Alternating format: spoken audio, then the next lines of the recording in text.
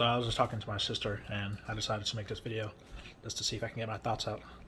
So usually when I'm talking, I tend to walk back and forth or gesture a lot because I need to move to like express like to gesture. And anyway, that's not relevant. My point is, what I want to talk about is, I guess, how conversations tend to play out, how debates play out, as far as I've come to understand. Take a conversation like pro-life or pro-choice. First of all, I always consider the position stupid because the to be pro-life or pro-choice, to define yourself that way, implies the other person who's in contrast with you is anti-life or anti-choice, because that's the natural antithesis that fosters itself. But the other side is not pro-choice or anti-life or anti-choice. They're just valuing different things. They care about different things, and they have a different plot, a different narrative for how things are unfolding and what things mean.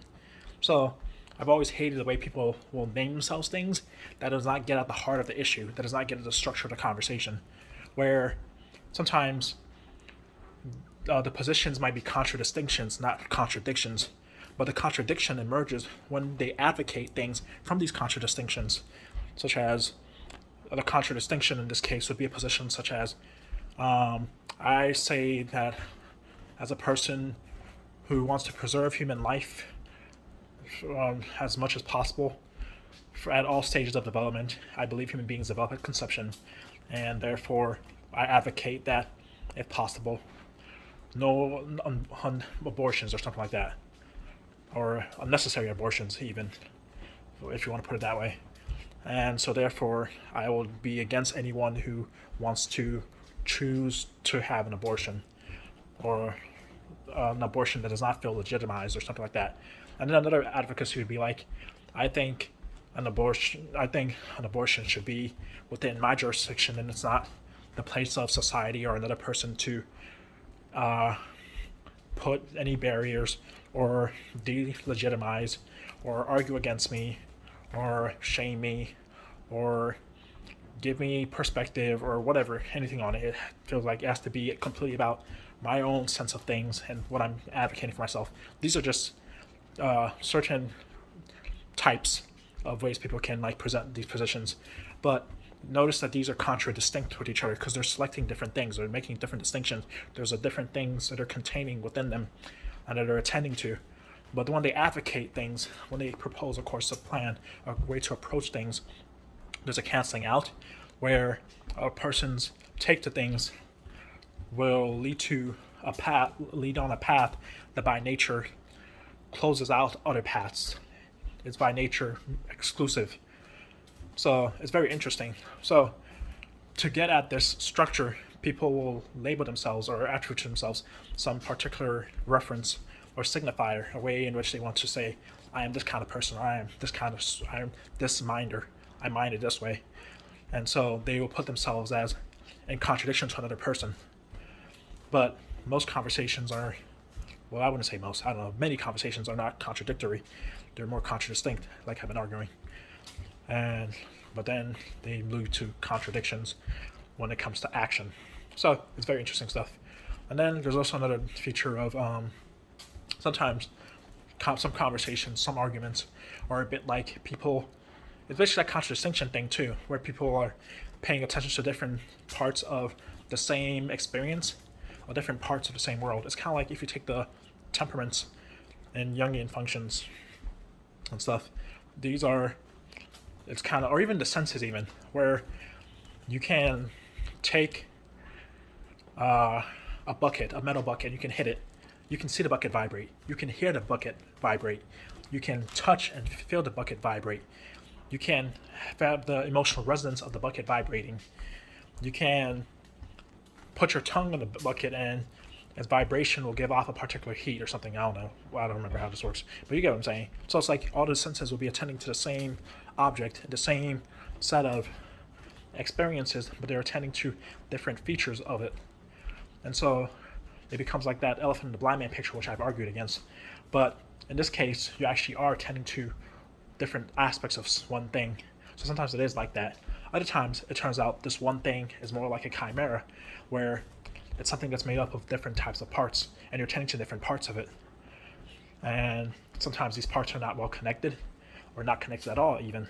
Like I was having this discussion with this girl on Pounder Palace, my friend Denzel Mensa's group, about how I see religions, because I'm of a conceptual purist or categorical purist, where I tend to want ideas to have their own nature, and any details you add to that idea that changes it makes a new idea. So I'm the kind of person who's very sensitive to change, very sensitive to difference. So it's because I'm detail oriented mentally and I'm detail oriented sensorily.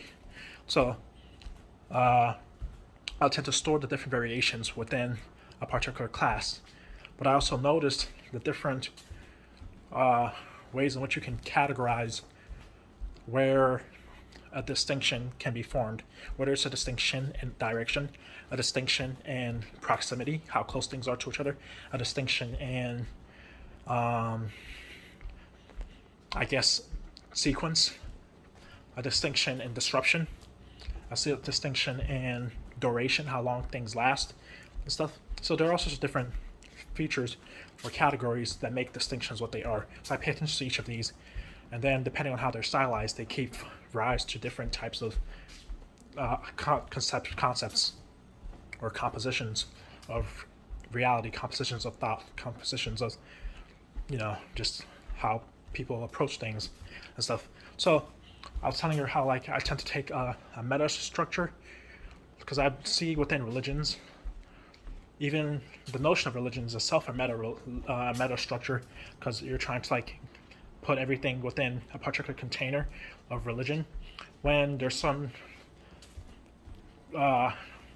ideas or schools of thought or whatever you want to call them that will not consider themselves religions. They might consider themselves philosophies, or they might consider themselves psychologies, or they might consider themselves as to be concerned with certain things, or be concerned with certain things in certain way, or not concerned with other other religions are concerned with. So there's different values, and you see how like values, rules, categories, functions, positions, labelings, all these different things, all these different categories.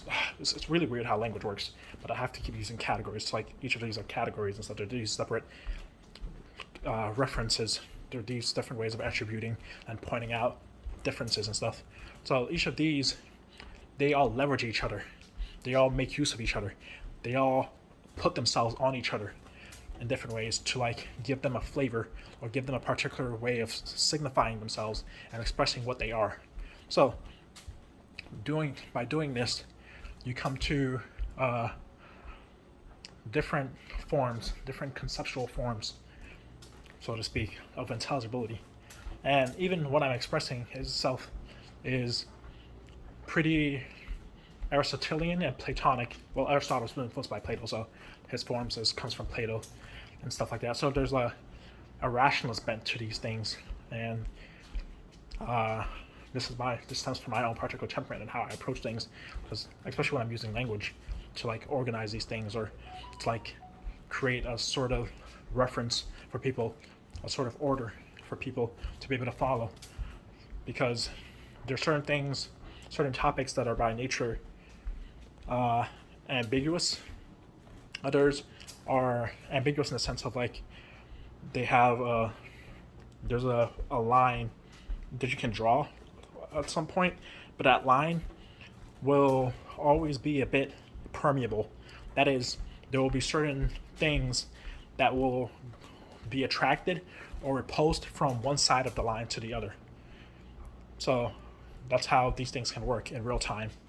And there are other things that would also be amphiphilic, I think that's the word, or amphipathetic, where, because pathetic, like pathos, meaning experience, where there's both experiences. So it's like both things are happening at the same time, but their interface is interesting, which is how, depending on, if you take stars or something and you take parallax, depending on where you position, how certain constellations will show themselves.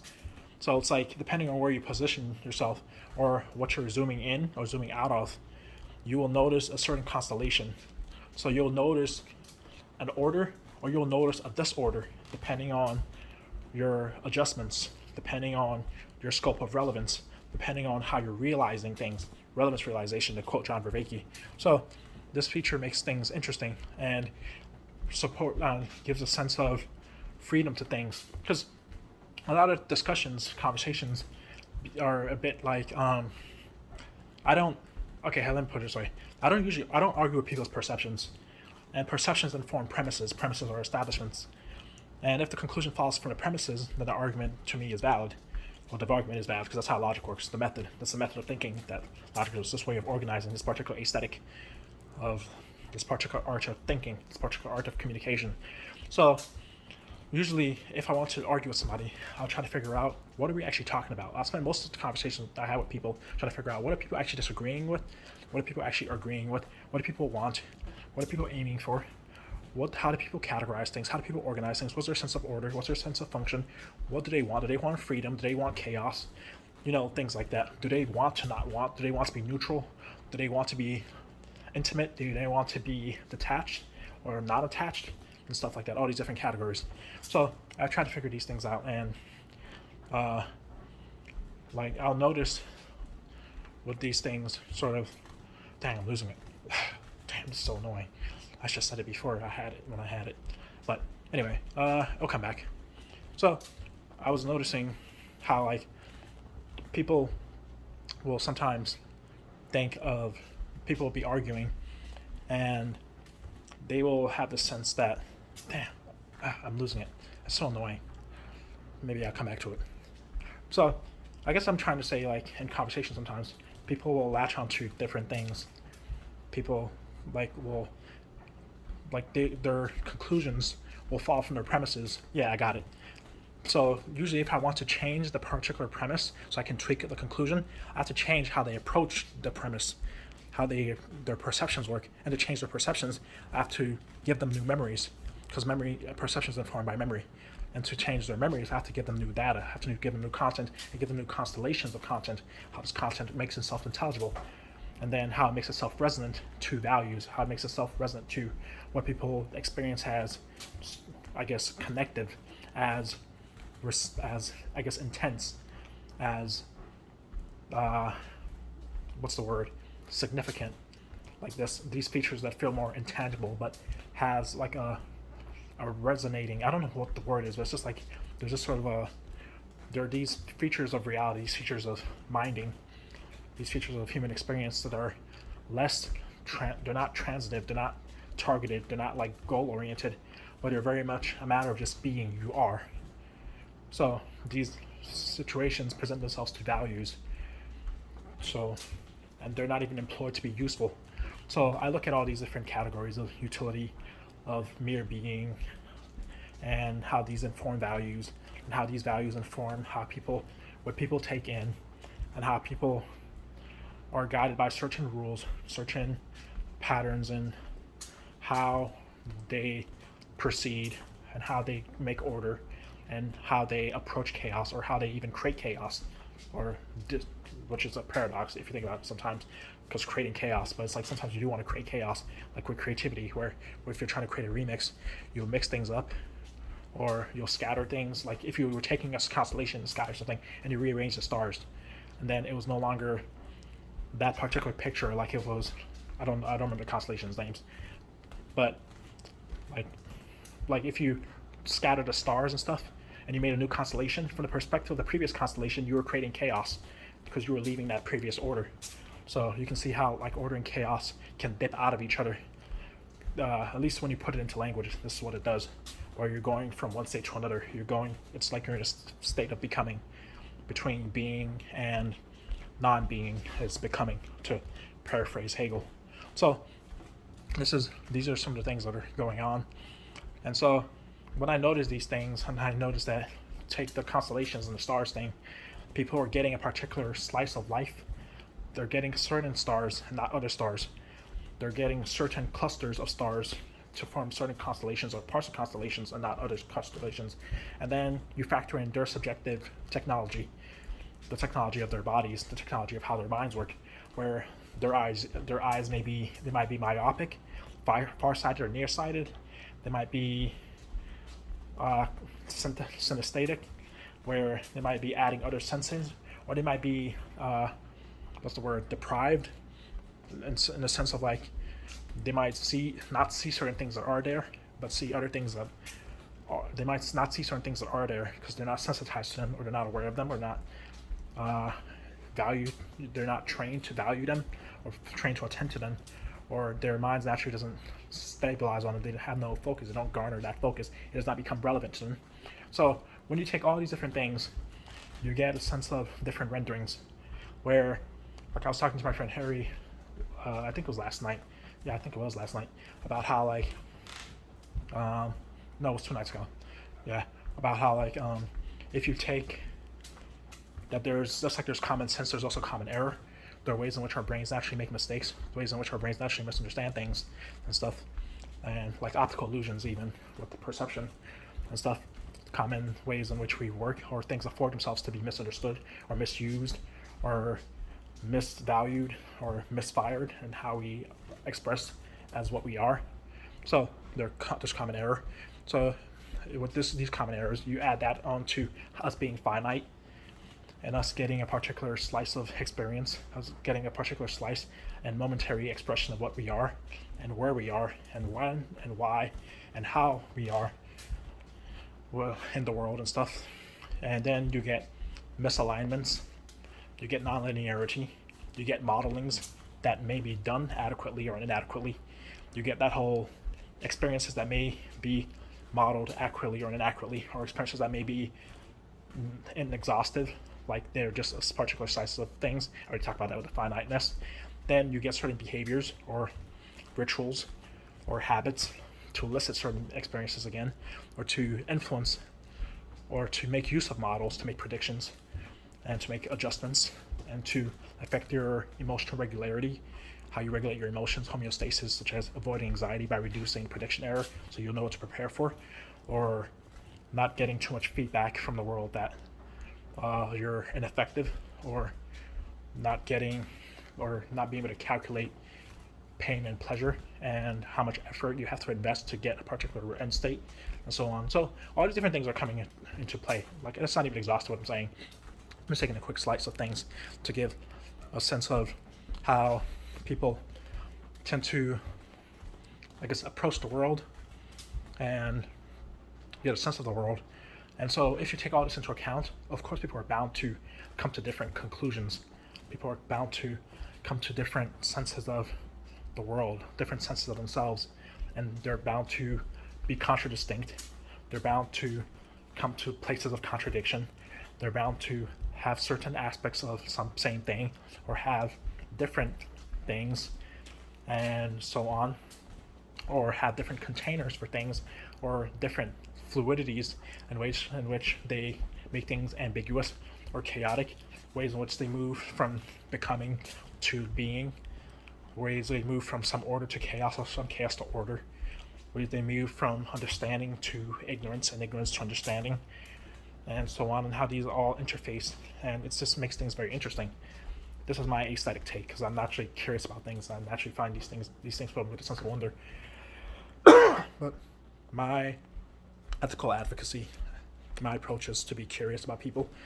And whenever I talk to people and I get a particular perspective, if you want to call it that, or attitude, or value, or category, and so on, or rules, or order, or function, and so on, when I get these, like if somebody gives me a perspective even, I try to figure out how are their eyes working. Because that's how I approach things. I approach things meant from the inside and from the outside. I approach big and small. I approach still and moving. I approach with waiting and receiving and not approaching. And I approach with attacking or seducing or producing or inducing or deducing or abducing, or introducing. So all the different deuces. Deuces! Anyway, so it's like there's these different activities that we do, and this is not even exhaustive.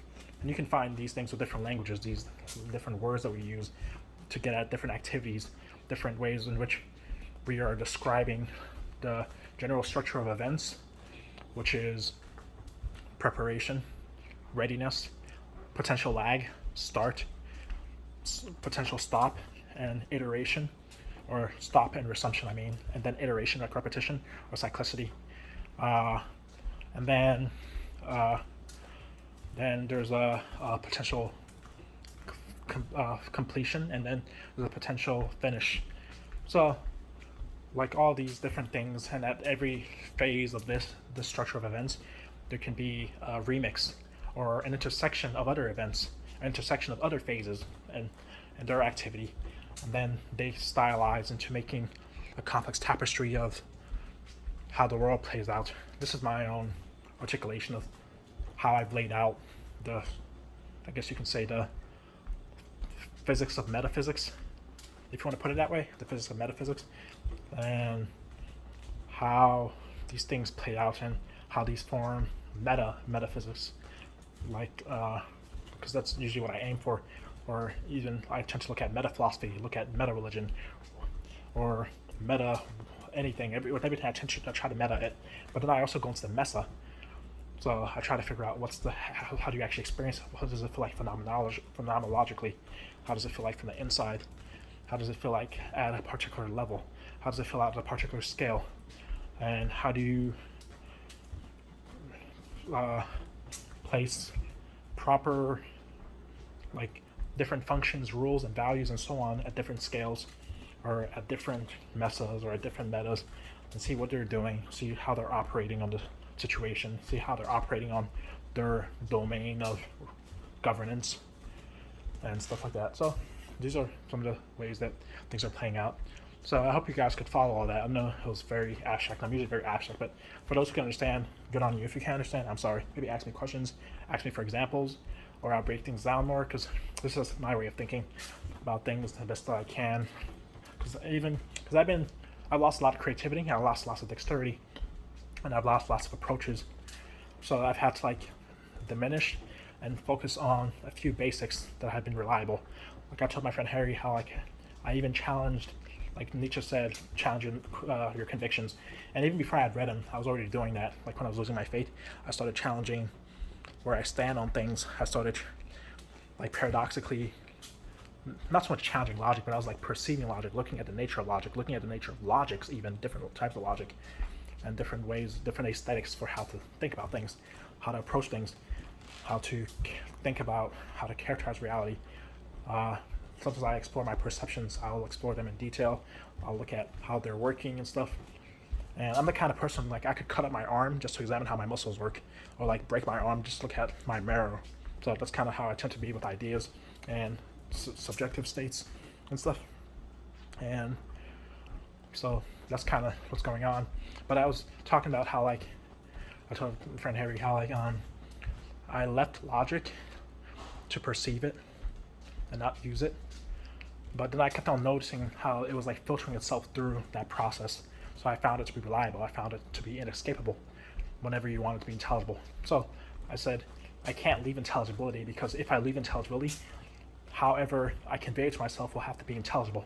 So it becomes a weird circle that starts from a void and loops back into the void, then comes out of the other side of the void into another loop and back into the void and stuff. So it was really weird. So there was, like, this black box, so to speak, as far as how to consider things. And that's where ignorance and I guess faith and reflection and commitment and uncertainty and hope, all these different subjective psychological states meet. They meet there. And then we just get the body of the cyclicity of the cycle, the body of the actual movement. And you can actually, and if you think of like a circle on the ground or something, if you walk around in a circle, by time-wise, it feels as if you're being linear. It feels like you're just going in a straight line, because you're traveling, especially if you're traveling consistently, it's just you're moving along the same path. But if you step out form-wise, it looks like a circle, it looks like a cycle. So these different vantages you take to things changes up, I guess, the geometry, if you want to put it that way. It changes up the approach, it changes up the understanding, the conception, and what you're evaluating and how you evaluate it and for what. And these are things I'm constantly noticing within ideas and within how people talk and stuff. And I do these things to try to get how people are talking, how people are discussing things, what people are missing, what people are not missing, what I'm always missing, because I feel like I'm constantly missing things, especially since I'm stupid now. So, like, I'm always missing things. And even when I do notice things, I can't always articulate it, or I'll notice it, then it instantly fades away. So that's also annoying. So it's taught me a lot about the nature of the mind, about how working memory, long-term memory, how synthesis, analysis, how coherence from adhesion and cohesion, how duration, all these different categories, how they all work together to make something what it is. Where, like, take even the idea of, I guess, good. I can think of as good as healthy. And with healthy, you get function, you get specified function, you get specified procedure, you get specified connections or communications amongst things, you get specified rituals and habits, you get specified durations, you get specified intensities, you get specified decays even, and so on. And these can even work non-linearly, but they also give you a particular form. They give you a particular structural functional organization, a gestalt, if you will. Thank you, John Vervaeke. So you get these different things when it comes to what's good. And then you come to notice that there are certain dimensions or features of what's good that can be, how do I put it? You can sustain it, but it in itself is not worthy. It's not legitimate. And legitimacy in the sense of, like, it itself on its own does not have a good function. It's not out of the network. It's not independent. It's not absolute. It's not fixed. It's very much dependent on other things that themselves work, or rather, it's like a parasite, where it depends on a host to live. Without the host, it cannot live. So there are certain things that are parasitical that people take to within their values, that they maintain certain lifestyles or habits, that they will say, this is good, or there's nothing wrong with this, which is just another way of saying it's good. Like, I don't know why people feel like, but sometimes other things are, I guess you can say, neutral. But neutral in a sense like you're ignoring them, like they're on the side of your mind or the back of your mind, or they're purely functional. You just grab at them and you use them like they're a tool, but you don't actually evaluate whether they are optimal, or whether they actually serve the job you're using them for, or whether you actually appreciate them, whether you actually care for them, and so on. So that's how neutrality can work. Anyway, so my point is, there's certain things that are like parasitical, like not healthy. They're predatory, or they're weakening, or they lead to death, or they lead to destruction, or they lead to degeneracy, they lead to ugliness, they lead to, like, all the different things we could categorize as bad, all the things we can categorize as wrong, all the things we can categorize as stupid, as foolish, and stuff like that. So there are things, I'm not even going to give examples. I'll leave it to you to figure out what these things are. You'll notice them with people when they talk, where people will sustain things that are parasitical or that are not good, but because they rely on other goods, they depend on lots of things that are good to maintain them, or that they seem to encourage you to pursue some other good, people keep them. So these are not the only options for how people relate to these things and what these things inspire or what these things link to, but these are just examples. So I tend to notice these things a lot, and I find it interesting. So I'm always trying to figure out, like, what, when, why, who, where, why, either, or, and, which, and so on, when it comes to what reality and being human. And that's what a lot of my truth seeking is.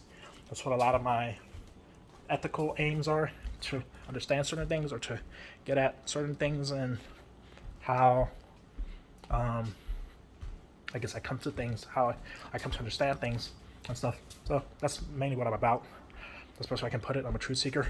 I'm a person who, when I'm not indulging in my own vices, indulging in my own weaknesses, indulging in my own vanity and stupidity and laziness, and defaulting to my impairments and all these different things, at my best, I aim for the good.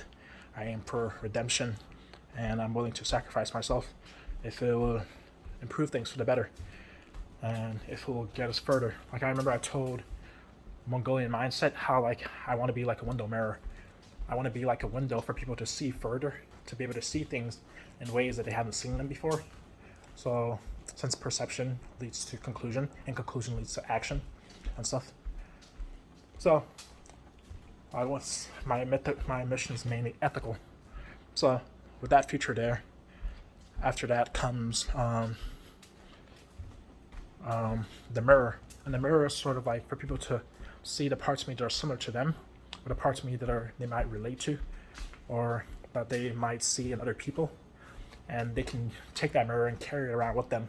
And when they're standing somewhere, they can see what's behind them by the mirror reflecting it to them and stuff like that. This idea came from the fact that when I was looking into people's eyes, I tend to use people's eyes as a mirror to see what's behind me when I'm talking to them sometimes. Like I'll stand at a particular angle and look into their eyes to see if there's somebody walking behind me. And sometimes I'll try to like look at their eyes and see if like, can I get a sense of what they're thinking? Because I used to be able to do that. I used to feel psychic, but I was actually just predicting, analytical predicting, observing lots of details about them, and then coming to conclusions and stuff rapidly, and then testing those conclusions or prodding or finally adjusting them along the way to like come to a particular rendering, and then testing it out by pointing out insights or pointing out things I've noticed, usually in the form of, I guess, what seem to be compliments, but usually are just observations. So I used to do these things a lot. So that's mainly what I'm after. But yeah, I just felt like making this video because I wanted to like express these thoughts because I expressed them to my sister, and I thought you guys might find it interesting. So let me know what y'all think. Thanks for watching. Bye bye.